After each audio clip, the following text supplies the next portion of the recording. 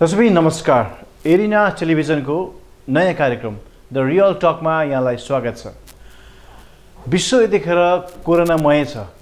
कोभिड-19ले यतिखेर संसार हल्लाइरहेको अवस्थामा हामी नेपालीहरूमा चाहिँ चाडपर्वले छपक्कै छोपेको छ। यो चाडपर्वमा अथवा यो कोरोनाको महामारीमा कसरी चाडपर्व मनाउने भन्ने विषयमा आज हामी विशेष कुराकानी गर्दैछौँ। यतिखेर नेपालीहरूको मान पर्व तिहार यानी कि शुभ दीपावलीले छपक्कै छोपेको छ। यो तिहार के हो, यो कहिलेबाट सुरुवात भयो भन्ने विषयमा संस्कृतिविद प्राध्यापक डाक्टर बद्रविशाल पोखरेलसँग आज हामी विशेष कुराकानी गर्दैछौँ। डाक्टर साहब, यहाँलाई कार्यक्रममा स्वागत छ। धन्यवाद सङ्गरीजी। तपाईँ संस्कृतिविद हुनुहुन्छ? हजुर। प्राध्यापक पनि हुनुहुन्छ, डाक्टर पनि हुनुहुन्छ। हजुर। लामो समय तपाईँसँग कलेज पढाउनु भएको, विद्यालय पढाउनु अनुभव छ। हजुर। अहिले उमेर पनि ढल्किँदै गइसकेको अवस्था छ। म अलिकति कुरा जोड्न चाहन्छु तिहारको। यो तिहार भनेर नेपालमा कहिलेदेखि हामीले मनाउन सुरु गरेको? अब तिहार चाहिँ हाम्रो चाहिँ अब दीपावली पनि भन्छौँ हामी, भन्न चाहिँ भाइटिका पनि भन्छौँ भन्न चाहिँ, तर हाम्रो नेपाली मौलिक चाडको नाम चाहिँ तिहार हो। किनभने तपाईँको त्यहीँ भारतमा तपाईँ भाइटिका लगाइँदैन, त्यहाँ दीपावली शुभ दीपावली भनिन्छ। हामी चाहिँ अब हाम्रो चाहिँ मौलिक चाड भनेको चाहिँ दीपावली होइन, तिहार हो। अब तिहार कहिलेदेखि सुरु भयो भन्दाखेरि चाहिँ यो आदिम अवस्थामा जानुपर्छ। त्यसलाई अब छोटो रूपमा भन्नुपर्दाखेरि चाहिँ सबै चाडपर्वहरू प्राय चाहिँ कृषि कर्ममा, श्रम कर्ममा, उत्पादन कार्यमा लागेर थकित र गलित भएपछि पुनर्ताजगी, शारीरिक र मानसिक पुनर्ताजगी प्राप्त गर्नका लागि मिठो मसिनो खाने, रमाइलो गर्ने र भोलिका दिनमा उस्तै जोस र जाँगरका साथमा फेरि श्रम कर्ममा लाग्ने, यो मनसायबाट प्राय चाडपर्वहरू सुरु भएका छन्। तर कहिलेबाट सुरु भयो यो तिहार चाहिँ? अब यो चाहिँ तिहार के हो त भन्दाखेरि तपाईँले बडो महत्त्वपूर्ण कुरा उठाउनु भएको छ। तिहार चाहिँ युगान्तकारी पर्व हो। यो एउटा युगबाट अर्को युगमा फड्को हाल्ने, परिवर्तन गर्ने पर्व हो। जस्तै तपाईँले भनेअनुसार चाहिँ के भन्दाखेरि आदिम अवस्था मातृसत्तात्मक अवस्था थियो। अब त्यहाँ एउटै आमाका सन्तानहरूका बिचमा बिहेबारी हुने परिपाटी त्यति बेला थियो। तर मान्छे भनेको नरपशु अरे के। नरपशु भनेको चाहिँ के भने ढिलो भए पनि बुद्धि आउँछ। चारखुट्टे पशुको चाहिँ कहिले कुनै जुनीमा बुद्धि आउँदैन। बुद्धि र विवेक चाहिँ नरपशुमा पलाउँछ अरे। र यो मान्छेले चाहिँ के ठानो भन्दाखेरि समयक्रममा यो सबै एउटै जाति समुदायमा छैन। फेरि यो सबै जाति समुदायले संसारभरि नै के ठानो भने एउटै आमाका सन्तानका बिचमा बिहेबारी गर्न हुँदैन। अब यसलाई रोक्नुपर्छ, नियन्त्रण गर्नुपर्छ, यसको एउटा सीमाबद्ध गर्नुपर्छ भन्ने एउटा विवेक पलाएपछि, बुद्धि सुझबुझ पलाएपछि अनि दिदी बहिनीहरूलाई ढोग्ने, सम्मान गर्ने, पूजा गर्ने, सम्मान गर्ने हैन, र भाइहरूलाई पनि त्यसै गरी दिदीहरूले चाहिँ दिदीभाइको बिचको सम्बन्ध गर्ने, अरू त्यो त्यति बेलाको जस्तो स्वच्छन्द प्रेम सम्बन्धलाई नियन्त्रित गर्ने भन्ने सन्दर्भमा यो चाड सुरु भएको भन्ने चाहिँ अध्ययनबाट देखिन्छ। तर यो तपाईँले यो बडो यस्तो प्रसङ्गमा यसरी मिडियाहरूमा कुरा चाहिँ सञ्चार प्रचार गर्ने मिडिया कम पाइन्छ। हेर्नुहोस्, त्यसो भएको हुनाले यो अर्गानिक पक्ष हो। यो तिहारको अर्गानिक पक्ष हो, एकदम प्राकृतिक पक्ष हो, नैसर्गिक पक्ष हो। यम र यमुनाको त पछि जोडिएको प्रसङ्ग हो हैन। जस्तै बलिराजाको कुरा पनि आउँछ। बलिराजाको कुरा पनि आउँछ। खास यो देउसी भैलो खेल्दै जाँदाखेरि चाहिँ बलिराजाले पठाएको भन्ने जुन हामी भट्टाउँदाखेरि भन्छौँ, के साँच्ची बलिराजाले पठाएको? अब यो पनि यहाँ हेर्नुहोस्, बलिराजा भने को हो, कहाँ थिए, कहाँका राजा हुन्, अलिकति यो बताइदिनुहोस् न। अब यो पनि अर्को महत्त्वपूर्ण तपाईँले प्रश्न गर्नुभयो। अब यही देउसी भैलो भारतमा खेलिँदैन, नेपालमा मात्रै खेलिन्छ। त्यसकारणले बलिराजा भन्नाले पौराणिक कालका बलिराजा, दानवीर, असुर राजा, राक्षस समुदायका राजा र तिनलाई चाहिँ के भन्दाखेरि इन्द्रले चाहिँ के भन्दाखेरि अब स्वर्गका देवताहरू अब उनको दान वीरताबाट एकदम चाहिँ के ने आगो भए रिसले उसलाई कसरी छल गर्ने भन्ने सन्दर्भमा बलिराजाको प्रसङ्ग पनि आउँछ। तर त्यो बलिराजा पनि अब अध्ययन गर्नुपर्छ, खोज्नुपर्छ। तर हाम्रो चाहिँ जुन देउसी भैलो खेल्ने जुन परिपाटी छ त्यो चाहिँ बलिहाङ भन्ने अब चाहिँ अब यो किराँत समुदाय लिम्बूहरूले मान्ने राजाको रूपमा बलिहाङ राजाको कुरा पनि छ र अर्को चाहिँ मगर राजाको कुरा पनि छ। हाम्रा चाहिँ के भन्दाखेरि इमान सिंह चेम्जोङले चाहिँ के भन्दाखेरि बलिहाङ भनेको चाहिँ राजा चाहिँ मगर राजा हो भनेर पनि उहाँले उल्लेख गर्नुभएको छ, इतिहासविद हो उहाँ। त्यसपछि हाम्रो जगमान गुरुङ भनेको अहिले नेपालको मोदनाथ प्रसृत पछिको ज्ञानमणि नेपाल पछिको साह्रै ठुलो धुरन्धर विद्वान हो। उहाँले चाहिँ अध्ययन गरे अनुसार जुम्लामा बलि राजा भन्ने एउटा बलियो बाङ्गो चाहिँ के भन्दाखेरि एउटा त्यहाँको पुरुषलाई एकजना चन्दननाथ भन्ने ब्राह्मणले लु त राजा भइस् भनेर भनिदिनु भयो र ती राजा भए। राजा भएपछि अब चाहिँ त्यसरी चाहिँ के भने बलि राजाबाट यसरी चाहिँ देउसी भैलो खेल्ने परिपाटी चाहिँ सुरु भएको भन्ने प्रसङ्गबाट। तर खास खेल्नुपर्ने कारण चाहिँ के रहेछ त? यो खेल्नुपर्ने कारण चाहिँ के हो भने यो अर्को महत्त्वपूर्ण प्रश्न हो। त्यति बेला चाहिँ अब देवी देवतालाई भाकल गर्नका लागि अब महिला र पुरुष केटाकेटीहरूलाई चढाइन्थ्यो, मन्दिरमा चढाइन्थ्यो। मन्दिरमा चढाउँदै गएपछि तिनको सङ्ख्या बढी भयो। देवदासी र देवदास भनेर चाहिँ तिनको नाम चर्चा अहिले पनि हामी सुन्छौँ। त्यो भनेको आफ्नो मनोकाङ्क्षा पुरा गर्नका लागि मन्दिरमा देवी देवताका मन्दिरमा चाहिँ के भने भाकल गरेर त्यहाँ देवीलाई चढाउने।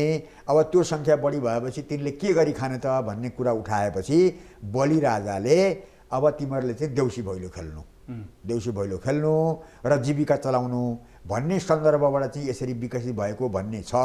र अझै पनि यसमा चाहिँ के भन्दाखेरि धेरै खोज गर्न बाँकी छ। तर अब भारतमै तपाईँको देउसी भैलो खेल्ने परिपाटी नभएको अवस्थामा तर त्यही त मैले अलिकति जोड्न चाहे के हो भने भारतमा पनि दीपावली मनाइन्छ, यहाँ पनि मनाइन्छ। तर त्यहाँ भाइटिका लगाइँदैन, यहाँ भाइटिका लगाइन्छ। हजुर, त्यहाँ देउसी भैलो खेलिँदैन, खेलिन्छ। खास भारत र नेपालको फरक चाहिँ किन यो फरक त यसो हुन्छ नि त। फरक चाहिँ के हुन्छ भने भूगोल अनुसार, ठाउँ अनुसार, अब चाहिँ के भने खानपानमा, अब चाडपर्वमा धेरै कुराहरूमा फरक हुन्छ क्या।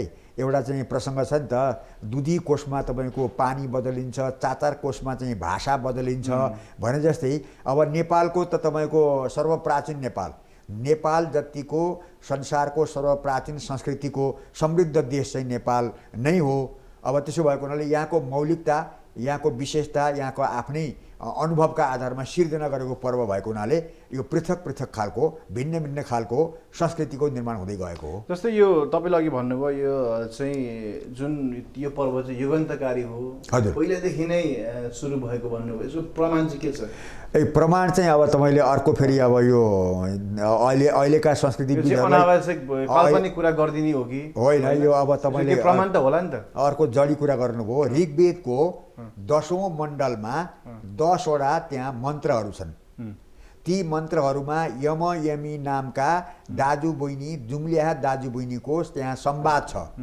त्यो संवादमा उहिले जस्तो स्वच्छन्द प्रेम सम्बन्ध कायम गर्नुपर्छ भनेर बहिनीले भन्दाखेरि यम भन्ने दाजुले के भन्छ भने, बहिनी अब त्यो जमाना होइन, अब तिमी पतिका लागि अर्कै मान्छे खोज भनेर लामो व्याख्या गरेको हुनाले त्यो स्वच्छन्द प्रेमलाई, स्वतन्त्र प्रेमलाई अब एउटा यम, अहिले यम पञ्चक भनिन्छ नि त। यम भनेको नियममा, एउटा व्रतमा, एउटा निष्ठामा, एउटा चाहिँ अनुशासनमा आबद्ध हुने प्रणाली अन्तर्गत पनि यो चाहिँ अब स्वच्छन्द होइन, अराजक होइन, स्वतन्त्र होइन, त्यो यौन सम्बन्धलाई एउटा नियमबद्ध नियम आचारभित्र लागू गर्नुपर्छ भन्ने सन्दर्भमा यम यमीको संवाद छ।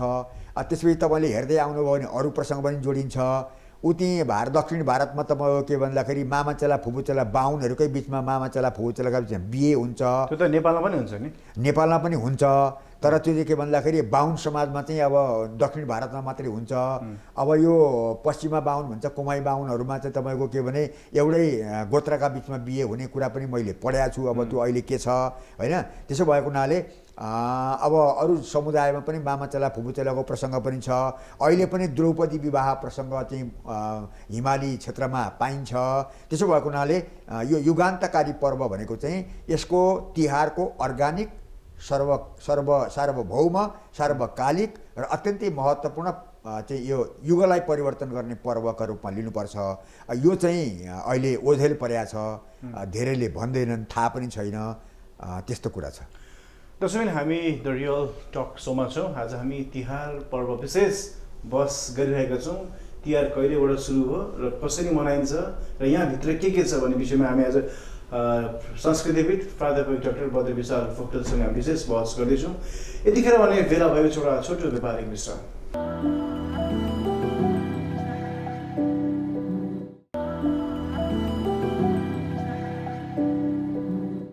दर्शकबिन छोटो व्यापारिक विश्रामपछि यहाँलाई पुनः स्वागत गर्न चाहन्छु कार्यक्रम द रियल टक सोमा।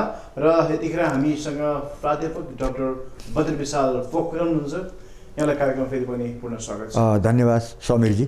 हामी आज तिहारकै विशेष कुराकानी गर्दैछौँ। हजुर। त्यसपछि हामी अलिक राजनीतिक बहस पनि गर्छौँ। हजुर। समसामयिक बहस पनि गर्छौँ। हजुर। अलिकति यतिखेर जान्न मन लागेको नि हजुर समग्र टेलिभिजन हेरेर बस्नुहुने दर्शकलाई अथवा नयाँ पिँढीहरूलाई भोलि एउटा यो इतिहास पनि हुनसक्छ। हजुर। जस्तै तिहार पर्व यो भारत र नेपालमा मात्रै मनाइन्छ कि अन्य देशमा पनि मनाइन्छ? यसो छ, यो फेरि अब चाहिँ के हुन्छ भने नाम फरक फरक छन् तर युगान्तकारी सारमा एउटै हो। जस्तै तपाईँ राखी भन्नुहुन्छ नि, राखी भारतमा राखी मनाइन्छ नि त। भनेको के भने माइती र चेलीका बिचको सम्बन्धको कुरा हो। त्यहाँबाट पनि त्यो चाहिँ के भने सम्बन्धलाई हामीले स्वच्छन्द गर्नु हुँदैन अब, होइन, सम्मानपूर्ण ढङ्गले गर्नुपर्छ भन्ने कुरा छ। सामा चखेवा भन्ने छ, जितिया भन्ने छ, होइन, अब चासोक ताङनाम भन्ने छ, बलिहाङ भन्ने, अब बलिहाङ तामनाङ भन्ने पनि छ। भनेपछि काम चाहिँ एउटै रहेछ, भाषा फरक, भाषा फरक, शब्द फरक छ। तर चाहिँ के भन्दाखेरि अब एउटै आमाका सन्तानका बिचमा हामीले चेली माइतीको सम्बन्ध, दिदी बहिनीको सम्बन्ध कायम गर्नुपर्छ, आदरपूर्ण सम्मानपूर्ण, अब स्वच्छन्द प्रेम होइन भन्ने चाहिँ संसारभरि नै अब मेरो अध्ययनमा चाहिँ नेपालमै चाहिँ तपाईँको यस्ता विभिन्न पर्वका नाममा ती सार कुराहरू आएका छन्। तर विशेष गरी नेपाललाई हेर्ने हो भने यो जुन तिहार पर्व चाहिँ नेवार समुदायले चाहिँ बढी प्राथमिकताको साथ यसलाई मनाउने गरेको हामीले देखिरहेका छौँ, होइन? गत वर्ष पनि यो जुन भाइटिकाको विवाद भयो, होइन, योपालि पनि त्यस्तै विवाद चाहिँ भइरहेको छ। यो 1 गते मनाउने हो कि अथवा आइतबार मनाउने हो कि यो सोमबार केही क्रममा विवाद भइरहेको छ, होइन? जस्तै यो नेवार समुदायले विशेष रूपमा चाहिँ यो पर्व लिनुपर्ने कारण के रहेछ? होइन, त्यो चाहिँ अब त्यो पनि अझै खोजी गर्ने पनि विषय छ। तपाईँले अघि भनिसक्नुभयो विवादको कुरा चाहिँ। अब त्यो चाहिँ के भन्दाखेरि त्यो चाहिँ ज्योतिष विद्वानहरूका बिचमा सबैलाई सामेल गरेर सहभागी गरेर एउटा तिथि मिति तय गरिदिएको भए विवाद हुने थिएन। मन राखेर काम नगर्दाखेरिको परिणाम हो। र अब नेवार समुदायमा त अब महपूजा छ, हेर्नुहोस् है, अब महपूजा छ, विभिन्न पूजाहरू छन्। त्यो पनि के हो भन्दाखेरि शक्ति सञ्चय गर्ने, पुनर्ताजगी प्राप्त गर्ने पर्वका रूपमा छन्। अब त्यो भाइटिकाको सन्दर्भमा पनि अब त्यो चाहिँ के हुन्छ भने कतिपय समुदायहरूको आफ्नो लगाव बढी हुन्छ। अब हामी चाहिँ अब भनौँ न अहिले हिन्दू वा त्यो सम्प्रदायका मान्छेलाई दसैँ चाहिँ बढी चाहिँ के भन्दाखेरि लगाव छ, किनभने खसी काट्न पाइयो, होइन, मारकाट गर्न पाइयो। अब त्यसो भएको हुनाले त्यो नेवार समुदायमा अब त्यो खालको जस्तै यो मार्केट गर्ने कुरा निस्किँदाखेरि म अलिकति के जोड्न चाहन्छु भने जस्तै हाम्रो तिहार पर्वमा हामी कुकुरलाई पनि पूजा गर्छौँ, गाईलाई पनि पूजा गर्छौँ, कागलाई पनि पूजा गर्छौँ। तर नेपालमा चाहिँ हामी पूजा गर्छौँ, होइन? तर त्यही चिजलाई अन्य देशमा चाहिँ यसलाई चाहिँ खानाको रूपमा प्रयोग गरिरहेको छ। खास कारण के हो? हामी पूजा गर्नुको कारण चाहिँ किन? अब यो संस्कृति भनेको चाहिँ तपाईँको अब समुदाय अनुसार, जाति समुदाय अनुसार फरक फरक हुन्छ। अब कुकुर खाने पनि छन्, होइन, हामीले पूजा गर्छौँ, हामी पूजा गर्छौँ। त्यसो भएको हुनाले यो आफ्नो समय सन्दर्भ अनुसार चाहिँ के भन्दाखेरि अब कुकुर चाहिँ के भने कृषि र भेडा पालन पशुपालनको बेलामा एउटा चाहिँ खबरदारी गर्ने चाहिँ तपाईँको एउटा चाहिँ अब सुरक्षा प्रदान गर्ने एउटा साधन हो, शक्ति हो हाम्रो देशको लागि अथवा चाहिँ त्यो समुदायका लागि। त्यसैले गाई त तपाईँको अनमोलै भइगयो, होइन? गाईको चाहिँ सबै चाहिँ अब उपादेयता महत्त्वपूर्ण छ। गोरु तपाईँको कृषि कर्मको महत्त्वपूर्ण आधार ग्रन्थ नै, आधार सामग्री, आधार वस्तु नै भयो। त्यसो भएको हुनाले मान्छेले आफ्नो आदिम अवस्थामा र अहिले पनि जुन कुरालाई बढी उपयोगी छ, जुन कुरा बढी महत्त्वपूर्ण छ, जुन कुराले मानवीय सभ्यताका लागि, समाजको उत्थानका लागि, उत्पादन उपार्जनका लागि सहयोग पुर्याएको छ, ती सबैलाई चाहिँ पूजा गर्ने गरेका छ। अब खराए पुज्ने पनि देश छन्। तर अर्को कुरा के भने हामी चाहिँ यहाँ चाडपर्व मनाइरहेका छौँ। यो देशमा गाई पनि पूजा गरिरहेका छौँ, ठुलाबडाबाट आशीर्वाद टिका पनि लगाइरहेका छौँ। तर यो देशका नेताहरू जो कम्युनिस्ट विचारधाराका नेताहरू छन्, उहाँहरूले चाहिँ चाडपर्व मनाउनु हुँदैन, होइन, टिका लगाउनु हुँदैन, यो खालका चाहिँ अभिव्यक्तिहरू आइरहेको छ। खास गरी कम्युनिस्ट नेता पनि हो, होइन, तपाईँ पृष्ठभूमिबाट चाहिँ आबद्ध पनि हुनुहुन्छ। त्यस कारण के रहेछ कम्युनिस्ट नेताहरूले चाहिँ किन चाहिँ यो बढी चाडपर्वलाई चाहिँ विरोध गर्नुको कारण चाहिँ के हो? यो त्यो अध्ययनको सीमा हो, सूचनाको अल्पता हो र दूरदृष्टिको अभाव हो। किनभने त्यो उग्रवादी चेतले काम गरेको छ कि हाम्रो समाजमा कि अन्धवादी चेत छ, पूजा मात्रै गर्ने, निधार मात्रै ठोक्ने, कि अर्को चाहिँ के भने च्यात्ने, जलाउने, समाप्त पार्ने, केही होइन भन्ने विरोधै मात्रै गर्ने। खास कारण चाहिँ के भइरहेछ? खास कारण चाहिँ के हो त भन्दाखेरि एक समयमा अब चाहिँ धर्म भनेको अफिम हो भनेर चाहिँ के भन्दाखेरि नेताहरूले भनेको सन्दर्भलाई मात्रै टपक्क टिपेर त्यसका आधारमा चाहिँ के भन्दाखेरि चाहिँ यो भड्काउ कुरा गरे हो। वास्तवमा चाहिँ के भन्दाखेरि यसको सार तत्त्व त्यो होइन। नेपालको सन्दर्भमा त अझ वादे जायते तत्त्वबोध, वाद विवाद र संवादबाट निष्कर्ष निक्लिन्छ भन्ने जुन यो वैदिक सनातन धर्मग्रन्थहरूमा जुन छ, त्यो कार्ल मार्क्सले पढ्न पाएको भए यसैलाई सिरानी हालेर मार्क्सवादको व्याख्या गर्नुहुन्थ्यो। हेर्नुहोस्, त्यस कारणले यो अल्पचेतको अल्पज्ञानको कुरा छ। धर्म त गुण हो, विशेषता हो। धर्म भनेपछि अब तपाईँले यस कार्यक्रम मार्फतबाट चाहिँ तपाईँ पृष्ठभूमि भएको कम्युनिस्ट पार्टीका नेताहरूलाई चाहिँ अलिकति धर्मको बारेमा केही भनिदिनुहुन्छ कि? होइन, यो त समय लामो लाग्छ, समयले पुग्दैन, होइन। कतिपय नेताहरू धर्म मान्ने पनि कम्युनिस्ट हुन्छन् भन्छन्, तर के हो भने धर्मको रूढ व्याख्या, अन्ध व्याख्या, अन्ध परिभाषा मात्रै पढेको हुनाले अनि मार्क्सवादका नाउँमा चाहिँ के भन्दाखेरि त्यो सांस्कृतिक चेत चाहिँ के भन्दाखेरि कमजोर भएको हुनाले, कमजोर के शून्य देख्छु म त, शून्य।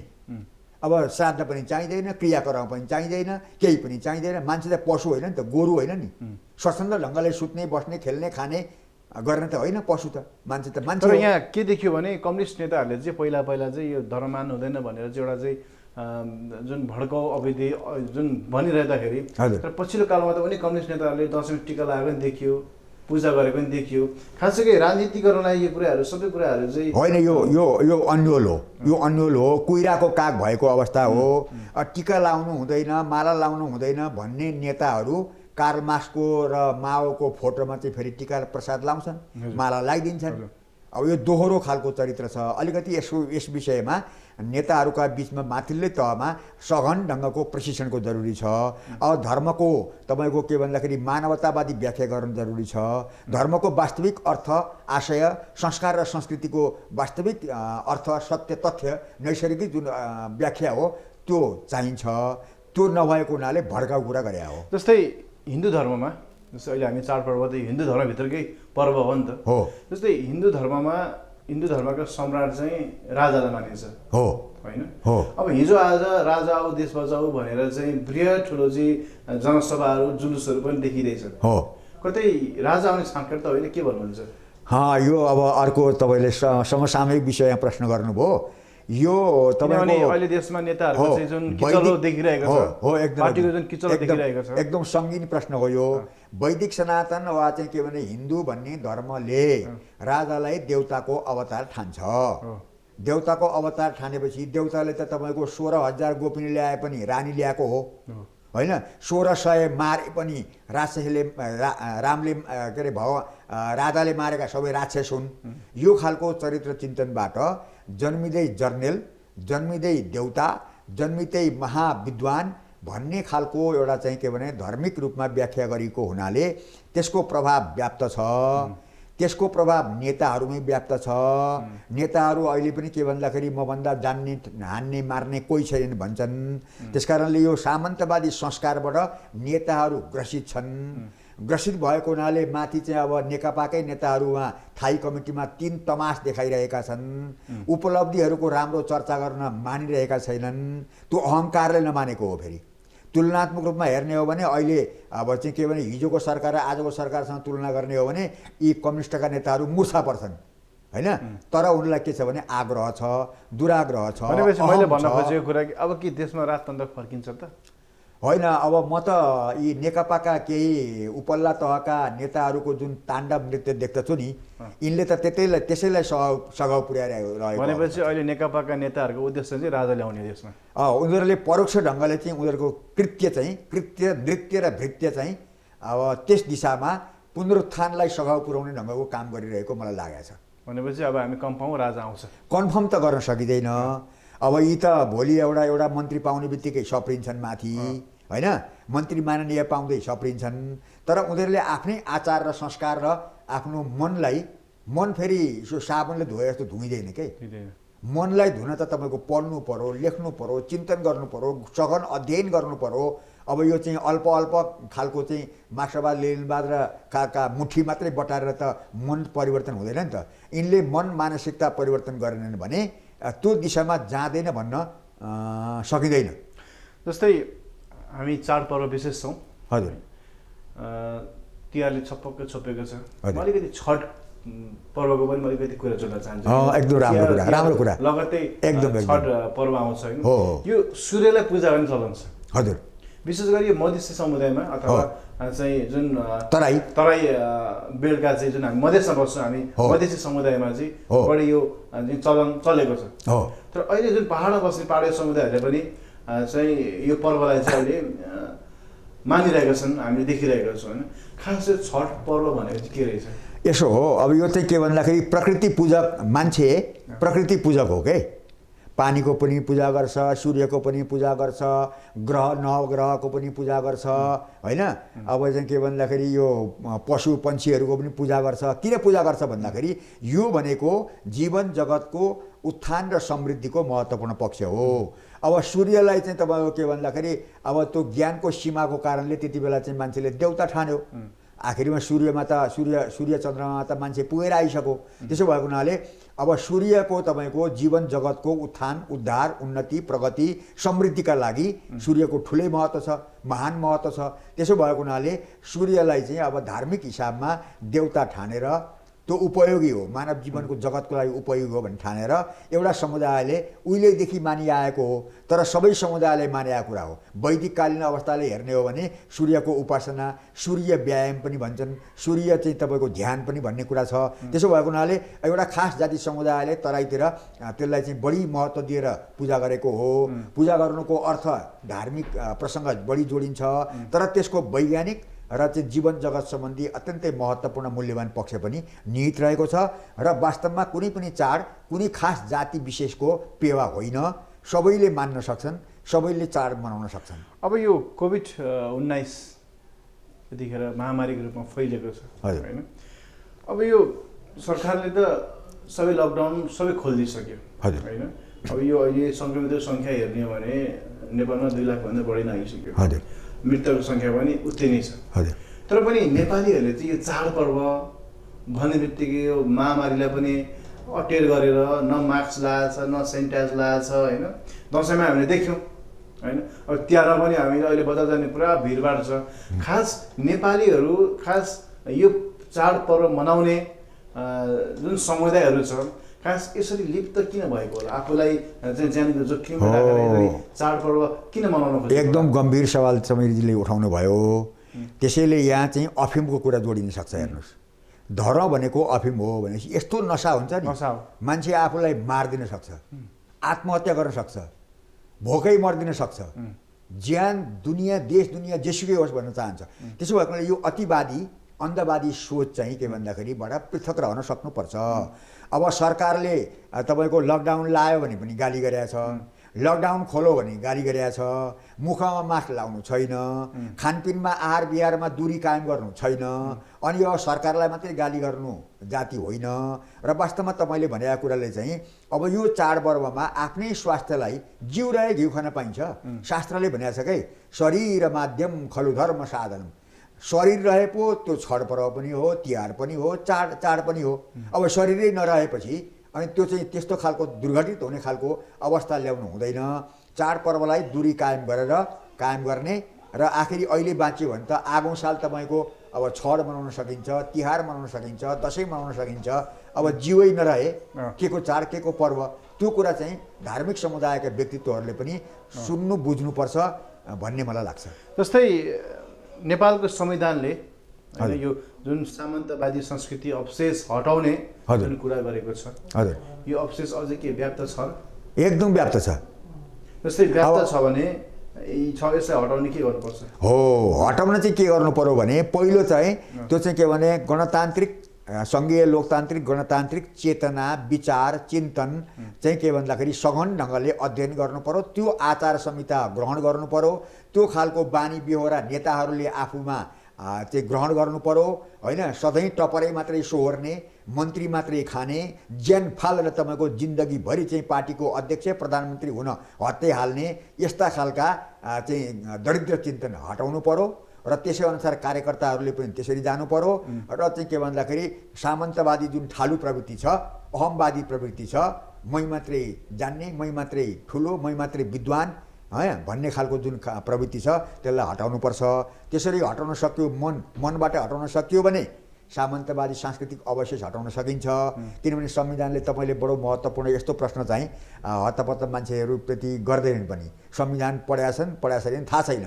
त्यसो भएको हुनाले अब सामन्तवादी चाहिँ हेला होचो गर्ने, उपेक्षा गर्ने, अपमान गर्ने, धर्मका नाममा, रीति परम्पराका नाउँमा, पद्धतिका नाउँमा, पूजापाठका नाउँमा हेला होचो उपेक्षा अपमान केही गर्न पाइँदैन, शोषण गर्न पाइँदैन भनेर बकाइदा संविधानमा लेखेको छ। अब नेताको चरित्र हेर्ने हो भने त्यसको ठिक विपरीत छ। संविधान नपढे जस्तो व्यवहार छ। जस्तै धर्म कुरा आयो, हिन्दू धर्ममा चाहिँ मान्छे मरिसकेपछि 13 दिनसम्म बस्नुपर्ने एउटा चलन छ। हो, 13 दिन बस्नै पर्छ र? पर्दैन नि। 13 वर्ष, 13 महिना, 6 महिना, 45 दिन, 13 दिन थियो भयो। अब अहिलेको समयमा त घन्टा हान्न विदेश गएका छन्। तपाईँले पनि 5 दिनमा चाहिँ सक्नु होला? मैले 5 दिनमा सकेँ। त्यसमा के सामाजिक दबाबहरू केही आएन? सामाजिक दबाब त यत्रो सुनामी आयो, चक्रवात आयो है। मलाई रातभरि कसरी फेस गर्नु निन्द्रा हराम भयो। तर मसँग शास्त्र थियो, श्लोक थियो होइन, विभिन्न प्रमाणहरू थिए। ती प्रमाणहरूका साथमा मैले कुरा गरेपछि मसँग राखेर जोसिएर चाहिँ कुटुला पिटुला चाहिँ गरेर आउनेहरू पनि मुसुक्क हाँसेर लुसुक्क गए। भनेपछि अब के यो 13 दिनबाट 5 दिनसम्म आउने सम्भावना कतिको छ? आउँछ यो त। कहिलेसम्म? खनारमा त म के भने मजदुरी गर्ने मान्छेलाई 13 दिन बाउ आमा मरो भनेर कसले त्यहाँ क्रिया दिन्छ एउटा मजदुरलाई? विदेशमा गएको छोराछोरीहरूलाई 13 दिन चाहिँ त्यो कुन चाहिँ घन्टा हान्ने मालिकले चाहिँ तपाईँको के 13 दिन बिहा दिन्छ? बाउ मर्छ, आमा मर्छ, अर्को को मर्छ, मान्छेले बाँच्नु पर्दैन? मलाई नै भने साथीहरूले, धेरै मान्छेले आमाको क्रिया 13 दिन गरे के बिग्रिन्थ्यो? म त 1 महिना बार दिन्थेँ नि। मेरो लागि त 1 महिना बार्छु नि। म पेन्सन पट्टा खाएको मान्छे हो, प्रोफेसरको पेन्सन पट्टा खान्छ। मलाई के छ, आमाको भक्ति हुन्थ्यो होला, तर मेरो लागि होइन। भनेपछि यस्ता कुराहरू सुधार्नु पनि छ। अब सुधार्नै पर्छ, हिम्मत गर्नुपर्छ। जस्तै यो बाउ आमा चाहिँ जुनको मृत्यु भइसकेपछि यो दान धर्म दिने चलन छ। पुरेताले भनिरहेका छन् यो दान गर, त्यो दान गर, हो, यो दान गर्दाखेरि चाहिँ स्वर्ग पुग्दैन।